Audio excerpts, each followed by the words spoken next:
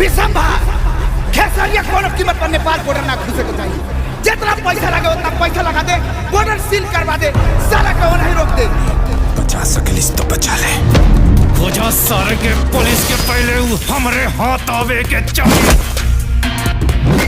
नमस्ते नमस्कार फ्रेंड्स, आप देख रहे हैं पब्लिक तक न्यूज के साथ हैं हम ललिता।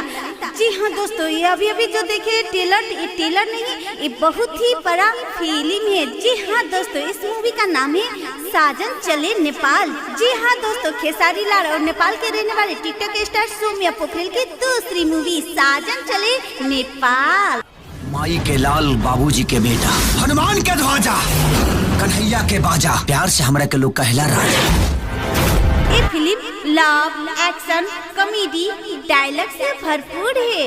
इस फिल्म का मेन लीड हीरो का रोल निभा रहे खेसारी लाल जी और हीरोइनी में साथ दे रहे सौम्या पोखरेल। जी हाँ दोस्तों, वैसे ही विलियन का रोल निभा रहे अयाज खान। इस फिल्म को रोचक घोचक बनाने के लिए कॉमेडियन का रोल निभा रहे अनंत मोहन जी। वैसे इस फिल्म में सौम्या पोखरेल का सहेली का किरदार निभा रहे प्रीति पासवान जी। दोस्तों, ये एक लव स्टोरी मूवी है और इसमें सौम्या पोखरेल एक मुस्लिम लड़की का किरदार निभा रहे हैं और खेसारी लाल हिंदू।